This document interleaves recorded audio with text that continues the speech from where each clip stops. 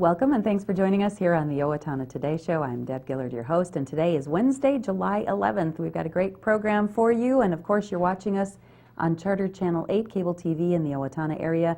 But beyond that, of course, we have made it out to the internet in many ways. You can find us if you just plain old Google us. We're going to be on YouTube. We also have a Facebook page, which we encourage you to like. And once you do, you'll know when our new shows are uploaded there. So if you can't catch us on Charter Channel 8 or know of somebody who is out of the viewing area or does not subscribe to cable, that is, we have lots of other ways for you to catch the Owatonna Today Show. We also welcome your information as well. We pass along a lot of information about events that are coming up in the community at the end of each program. And sometimes our viewers, give us good ideas for guests and show topics as well. So please take note of our cell phone numbers and email address on the screen throughout the course of the program and get in touch with us that way if you wish. We have great Owatonna Today Show supporters. We do want to welcome back RNK Electric as a supporter of the Owatonna Today Show. So welcome back to RNK. We have a very good program coming up for you today. Our first segment is going to be, we're going to find out a little bit more about KOWZ's The Dirt Show and what the Dirt Show is all about and who the guests are and how it all pans out every week. A little bit later on in the program, Jane Nyquist joins us from Steele County Public Health, and we'll be talking about the July Speed campaign that's going on in cooperation with local and I think statewide law enforcement, and we'll know more about that a little bit later on in the program. So let's take our first break and we'll be right back. Please stay with us. Hi, I'm Jody Voisin with the staff at Fairview Animal Medical Center, your other family doctor. Fairview Animal Medical Center is a proud supporter of the Owatonna Today Show. Recreational fires are allowed within the Owatonna city limits. They must be contained within a fire pit or a device designed for such use and can be 3 feet in diameter and no more than 3 feet high. They must be 25 feet from a building or combustibles. Only untreated or unpainted woods must be used. Fires must be attended by a person at all times that are capable of extinguishing the fire. This has been a safety tip from the Owatonna Fire Department. Hi, we're Mark and Becky Stevens of the Owatonna Pizza Ranch. And we support the Owatonna Today Show. And I have a studio full here to talk about the Dirt Show. Welcome back to the Owatonna Today Show on this Wednesday, July 11th, and we're going to introduce and get to know a little bit better. Klane Dushek joins us from KOWZ. How are you? I am doing great. Good. And we have Randy Queensland from Deer Creek Speedway, correct? That's How are correct. you? I'm fine, thank you. Good. And Darin Toot from Chateau Raceway. Did I get all that correct? That's correct. And if I didn't, all I had to do is just read their shirts, see, because they've all got their logos on, so I'm good to go. But the heart of the matter here is KOWZ's Dirt Show. Or actually not just KOWZ. Maybe I should clarify that right away. It's the Dirt Show on the combination of stations. Yes, it first plays on our AM, which is KRUE 1170 AM every Saturday from noon to 1. And then it replays on KOWZ 100.9 FM from 11 p.m. to midnight. Okay. And I get the comment from people who don't know, why would you want the show 11 p.m. to midnight? If they're not a race fan, they don't realize that Arlington Raceway, Deer Creek Speedway, Cedar Lake Speedway are all getting out about 10:30. The drivers are loading up their cars, the fans are coming home, and on their way home, they're tuning in to hear their friends on the Dirt Show and see what's going on in local racing. So it's a perfect time. Yeah. When I was asked to maybe move the show to a different time, I checked in with a few people and they said, if you move it, we'll never get to hear it. We always listen Saturday night, and we've got a bunch of dedicated listeners to the noon show on AM. Okay. Well, let's backtrack a little bit before we get a chance to talk to these two gentlemen as well. But the Dirt Show is about racing, right? The Dirt Show is all about racing, and the concept of the show came up when we talked about where can you get local statistics on the local dirt tracks. Okay. And nobody out there was putting out the results. Ah. And so I brought up the Opportunity. concept, you know, how about if we give the results every Monday morning, like a 15-minute segment, and the idea was shot around, well, who's going to do that? Who knows anything about racing? And it came down to me. Sometimes the person suggesting it gets that job, right? Yes, so when the idea came about, we started out, we were just going to go on the air and I was going to read the results. Mm-hmm. Well, then I thought, I'm going to get a driver's input on what's going on in the area, so I scheduled a driver's interview. Then we had sponsors start jumping on board. We've got great local sponsors, and pretty soon the show expanded into a 1-hour program within 2 weeks. Very nice. By the second week, it was on 2 different radio stations, and it's just blossomed ever since. Now we have a website, KOWZFM.com. You can go under the programming toolbar and go to the Dirt Show page. There is 130 hours of archived dirt shows. So if you want to go back and listen to Doug Wolfgang, Richard Petty, Rusty Wallace, Rocky Hodges, any of the local drivers, what I try to do each year is schedule 25 local drivers and 5 national drivers. Amazing. People who are in the National Hall of Fames with their driving records, people that when they look down the list and schedule, they'll recognize them immediately. So that's what we've done. We also diversify as far as open wheel. We have 5 sprint car drivers, 5 A mod, 5 B mod, 5 late model.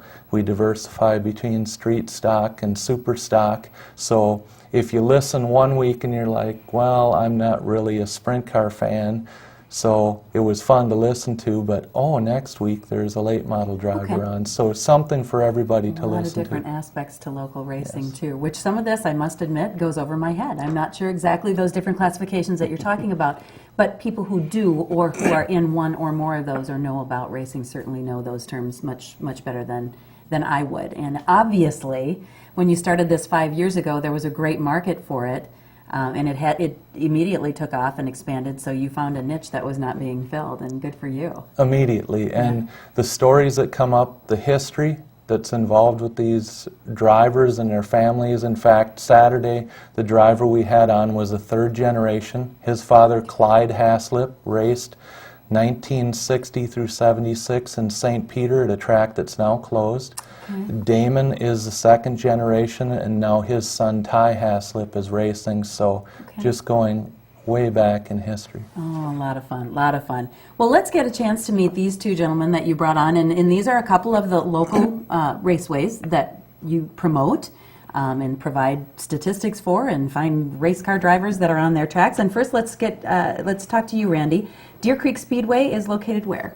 We're located on Highway 63, about 15 miles straight south of Rochester, Minnesota. Okay, and how long has Deer Creek Speedway been in existence? It originated in 1986. We're the 3rd owner. We purchased it in 2002. This is our 11th season. All right, so talk a little bit about what you do at Deer Creek. What we do, it's family owned and operated. Each one of us have our own responsibilities and areas. And this starts throughout the whole week. And then right on race day, everyone from my oldest son Ryan takes care of the track, everything. He'll start 3-4 days in advance getting it ready for the event, and his wife, my daughter-in-law Sue, is our scorer and director of points and getting everything coordinated and everybody paid. One of my other sons, Cole, is a full-time employee for Deer Creek, and he does a little bit from the office to the facility. And my other son, Justin, is our race director. He runs the actual show the night of the event as far as the cars go. My wife is one of our hosts in the suites for entertaining people, and then I just run around and talk to sponsors. And supervise everybody. Well, not really, no. Everyone has their ownership of area. Okay, good. And they're responsible for it. And it's been a good combination. Good for you. Good supporters and good sponsors and now, good employees. Klane was mentioning before we started, you've got an event coming up. I don't even know if I'm going to get this right, but it starts with 25,000, so I'm going to let you go from there. Okay. The Hanson Tire World Modified Dirt Track Championship race. And that's going to be the 22nd through the 25th of July. July, coming up here real quick, okay. And that is $25,000 to win. For that event, and there'll be over 100 modifieds from across 15, 16 states that show up to that event. So it's a large event. I mean, I guess you've got a website probably, so if people are interested in Deer Creek Speedway, they can hop on there and find out. DeerCreekSpeedway.com. Okay, easy enough to remember. So good, best of luck with all your racing, and specifically this great big event that's coming up too, and we encourage our viewers, if you or know of someone that wants to find out more, to head there. Let's get a chance to meet Darin. Darin Toot, how are you? Good, and you? And you are located, you're at the Chateau Raceway, which is where? Lansing, Minnesota, just 7 miles north of Austin on Highway 218. Okay, and your Speedway's been in existence for how long? Since The Raceway? 1956. 1956. Yes, Okay, that's an icon there. I'm sure in the area. We haven't owned it that whole time. No, you look too young to have owned it that whole time. But it could be a family tradition there too. Yeah, What do you focus on at Chateau? We focus on the weekly race program and a scattered of specials throughout the season. It's family owned, just like the Queensland's family. Me and my wife and I have a boy, and his girlfriend actually run the daily operations. Okay. Kind of the same scenario. We all do our own little jobs. Okay. I do a lot of the track prep. Me and my boy do that stuff during the day, race day, and my wife and my boy's girlfriend takes care of all the concession stand side of things. And so it's very similar operations. We run Friday nights, and we have some specials throughout the year. We have one in August that's coming up that is August 10th, the Corn Belt Late Models. Okay. And then the Labor Day USMTS race. Yep. Okay, well, good for you. And again, contact information for you. You guys have a webpage? ChateauRaceway.net. That is easy. Just .com.net, and we can find you and your activities there and how to get there. And both of them are, of course, are very close to where our viewers are seeing us, unless they're out on the internet and they might be finding you elsewhere. But what a fascinating thing. Obviously, racing gets in the blood and gets passed along to the rest of the family, and I know that you're all very involved, so good for you for handling it that way, and obviously being out there. Klane was telling also that you are right out there, welcoming people as they come in and making sure that they had a great time for the evening, so I think that's just super. Good for you. Great businesses. Thank you very much. And so glad then the Dirt Show gets to promote folks like this. This is nice. It's the reason you do what you do, right? This is exactly the reason I do what I do, because we want fans to get out to these tracks and support what we love, so it's here in the future for the little kids. Okay. So if they go on KOWZFM.com, they find you on the Dirt Show, does it have links to some of these guys and stuff too, or they can just go on and find archived information, or? They're direct linked from the Dirt Show page, so if you want to see their websites, you can just click onto their logos. It'll bring you right to Chateau Raceway or Deer Creek Speedway. Okay, so make sure you tune in if you have any interest in racing of any sort on a local level here, and Klane can be reached at 456-8404, so give him a call if you have any interest in. I'm sure you're always welcoming supporters as well. So thank you, Klane, thank you, Randy, and thank you, Darin, and best of luck with the rest of your seasons. Thank you. All right, thanks much. We'll take a break for our supporters, and we'll be right back. Hi, this is Dave Efforts with TPS Insurance, and we are proud supporters of the Owatonna Today Show. Hello, I'm Matthew Camp, the new plastic surgeon at Mayo Clinic Health System of Owatonna and Albert Lea. I trained in medical school at Wake Forest in North Carolina and completed plastic surgery training in Southern California at Loma Linda. Plastic surgeons provide a wide range of aesthetic and reconstructive surgery. We operate from head to toe. I look forward to meeting you. I didn't just want another job, I wanted a career, so I expressed myself. I was new to town and I didn't know where to turn for a job, so I decided to express myself. I decided to express myself, and they helped find the right career for me. Express Employment Professionals is in contact with thousands of companies in need of quality employees. Come in now and get the job you deserve.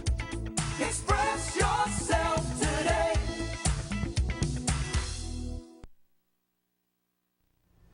Hi, I'm Doug Johnson with the Owatonna Business Incubator. We're here to help small businesses start and to grow. We're a proud sponsor of the Owatonna Today Show. Hi, my name is Dave Olson and I'm with R&K Electric, where we provide power to the people. We're proud supporters of the Owatonna Today Show.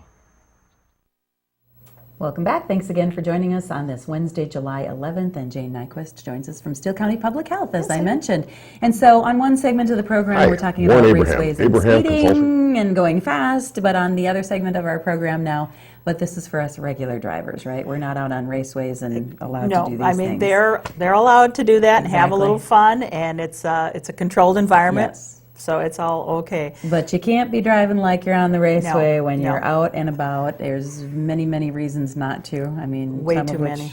or just plain right. old common sense. But Yeah. there is actually a July speed campaign going on. And I know a lot of times you are joined by law enforcement. Right now this morning, or at the time we're filming, we don't have them with us, but I know you've got a lot of the facts and figures here that we want to talk about. We do. As of July 1st, law enforcement has increased the patrols and looking for speeders, looking for aggressive drivers. They're also looking for seatbelts and all the other things that, go along with driving. But they picked 7 days, called the 7 days of speed in July, where they have enhanced or increased law enforcement presence on roads. Sometimes it's across, and this is a statewide campaign. Sometimes it's, say, on 14, it might be from border to border. On 14, Highway 14, 35, it might be from north to south borders that they'll have this campaign. But it's going on. We had a couple of days already that have passed and more coming up. Okay, some maybe concentrated around the holiday week, which of course we just was passed one. by. There was one, on July 5th. And of course we don't get to know, I jokingly said Sadly, before we no. started, I said, so do we know when the 7 days are, which would make no sense at all, because No, of course we want, no. you want them to be, obviously if we were prepared for it, well, we would if we be tended to mindful. speed, we might behave on those days or That's whatever, right. but you want to make sure that you're out there enforcing it on regular driving. That's exactly right. And I'm part of what's called a TZD, or Toward Zero Death program. Yep, you've been that on is talking about that we before. have. It's we've been here for seatbelts in May. Every few months there's a different focus. They do the speeding, they do seatbelt, they do child restraint, they do distracted driving, different promotions or increased enforcements throughout the year. And we also have a local coalition that just formed earlier this year, and we're looking for folks that are interested in traffic safety. Our ultimate goal is to reduce the number of deaths and crashes and serious injuries related to driving. Also, to change the culture. We have a culture of we're in a hurry, we want to speed, we're distracted. If you look at some of the new cars with all the gizmos inside compared to the old 78 olds I drove to work today, there's so much to cause distraction too. And it's amazing we don't have more distracted driving accidents. But the coalition meets every other month. We'll be meeting the 25th of this month at 1 p.m. at Public Health if anyone's interested. We're looking to collaborate with different organizations to get this message out, to run programs, we work with the media a lot to get the message out of what's going on.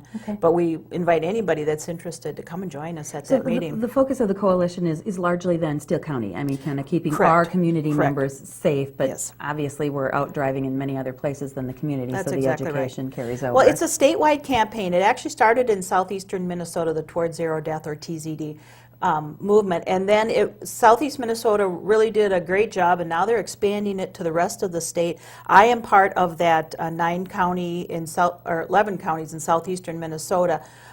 We do some regional things, we meet regionally, but we have to have local coalitions. Each county has a coalition, and they do all kinds of things. You've heard what do you call mock crashes. You know, when you hear about those at schools, they're often put on by this Toward Zero Death group. If there's a fatality in our community or a very serious accident, we will bring together what's called a fatal or fatality review committee to discuss commonalities about that accident. Was there an engineering issue? Was it a person that could be could control? You know, was it just a personal error? Was it conditions? Yeah. Did EMS not respond properly? We look at all kinds of things and see what we can do to improve that location and not allow that to happen anymore. But as you said earlier, this is July. This is the speed month. Typically, most accidents occur, or not accidents, I should say crashes, occur in the summer months.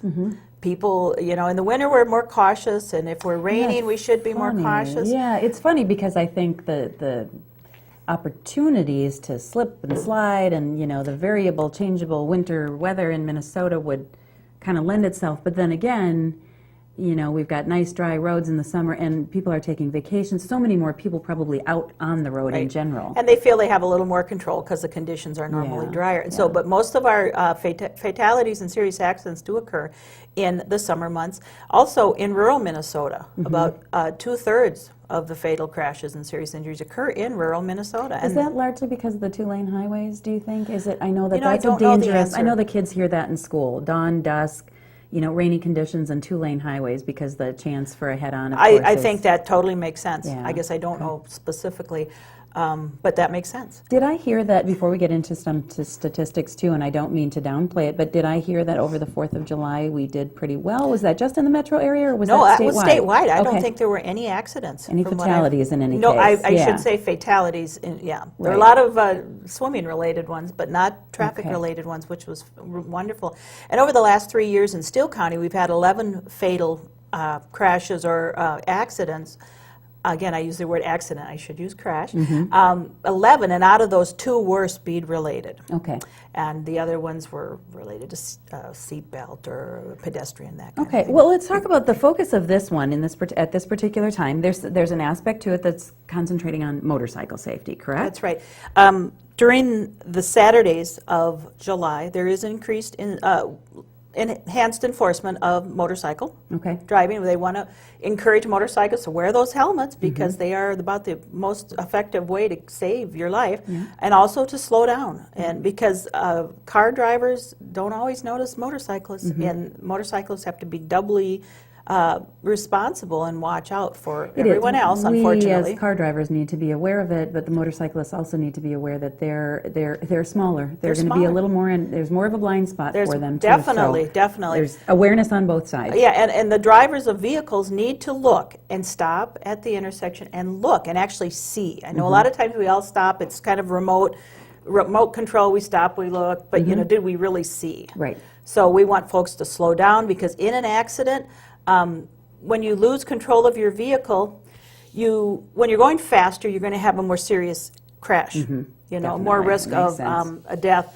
And also a couple other points I wanted to make. The potential for losing the control of your vehicle is going to be greater the faster you go. And one other thing is the stopping time really increases.